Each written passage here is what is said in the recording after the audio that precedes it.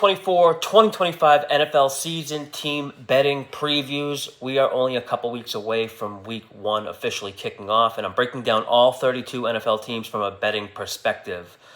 I'll go over some regular season win totals, division and conference future bets, some season-long player props I bet, and more. In this video, we got the Atlanta Falcons from the NFC South Division, which is probably the least competitive division top to bottom.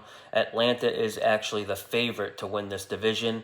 This Falcons team will look a lot different compared to last season, not only because they now have a legit NFL starting QB in Kirk Cousins, but it's a whole new coaching staff. It's going to be a big offensive scheme change, maybe more so than any other team, moving on from Arthur Smith to now Raheem Morris at head coach. Completely different philosophy and coaching style. Falcons had the lowest lowest pass rate over expectation last season. We can definitely expect a change there with a much higher pass rate this season. Last season under Arthur Smith, the Falcons had the fewest plays ran out of 3 wide receiver sets. Only 15% of plays were ran out of 3 wide sets.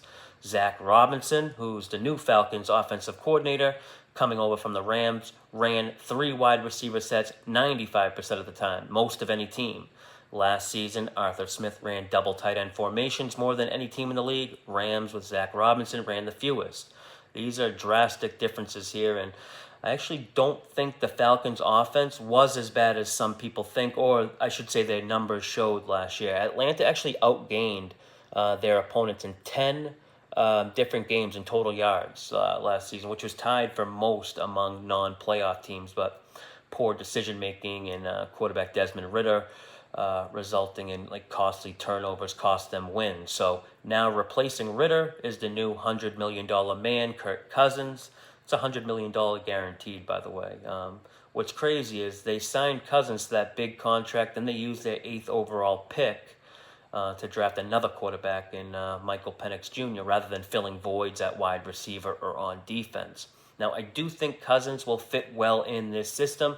There shouldn't be much of a learning curve. He's going to be familiar with the type of offense because of his time spent with former Vikings head coach Kevin O'Connell, who comes from the Rams and will have the same philosophy as Falcons' new offensive coordinator Zach Robinson and head coach Raheem Morris, who also share a background with the Rams as well.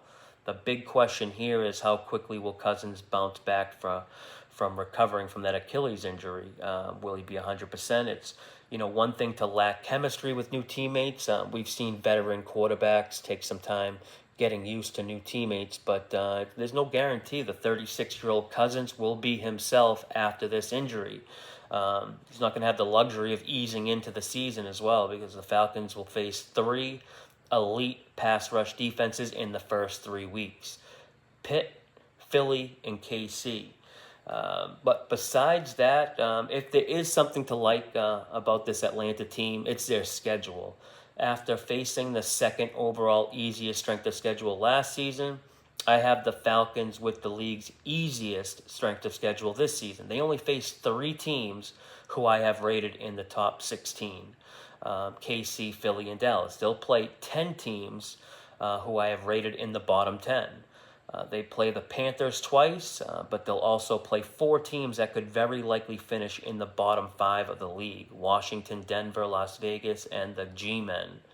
The Falcons will face 3 of their 4 toughest opponents in the first 3 weeks of the season, but after that, it's pretty much smooth sailing, or should be anyway. Falcons have a few plus matchups where they'll have rest or situational advantages, or both in some cases. Like, for example, Week 13 is one of them. They'll be coming off their bye week in Week 12 before facing the Chargers on Sunday at 1 p.m.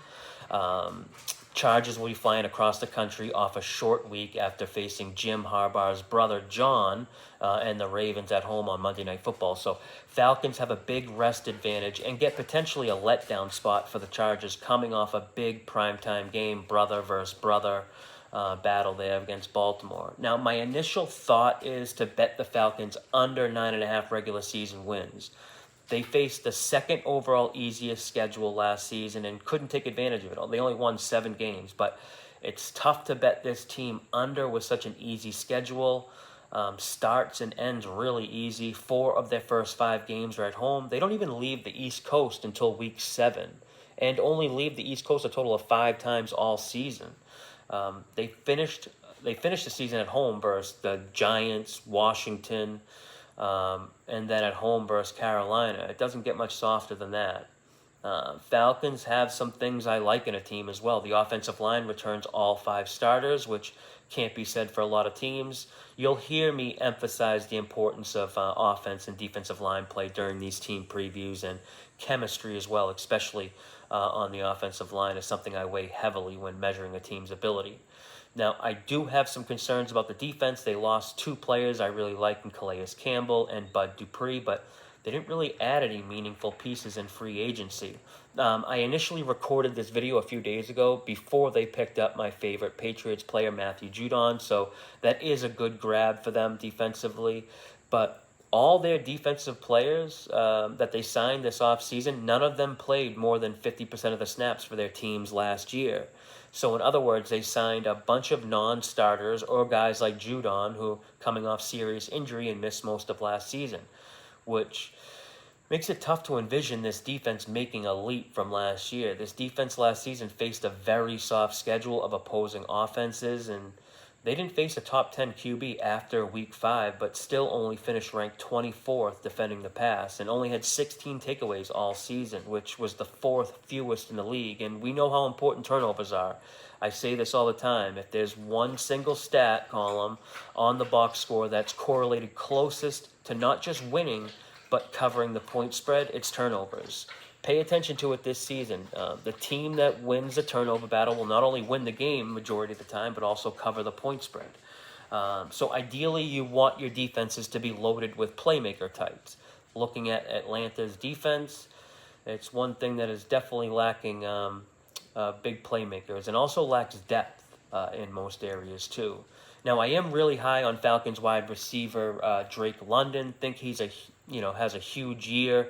I'm not sure how I'm going to play this yet, besides, targeting him in fantasy leagues. I was looking at him to finish with the most receiving yards in the league, but can't remember what that price was or why I didn't pull the trigger.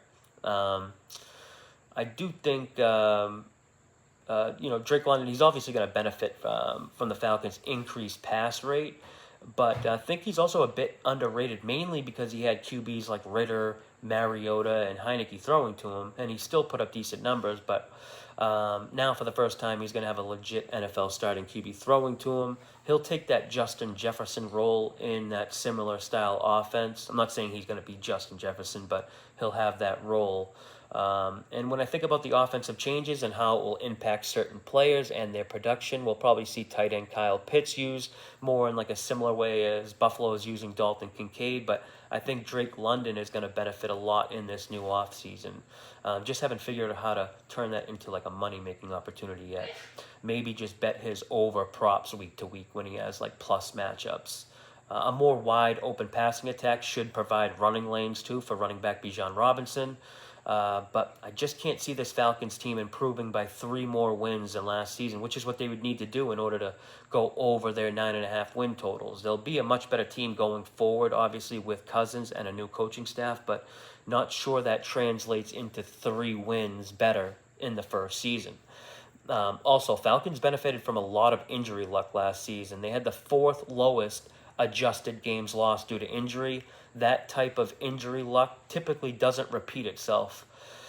Look, I'm going to be doing team previews on all 32 teams, so if you found this one helpful or informative, make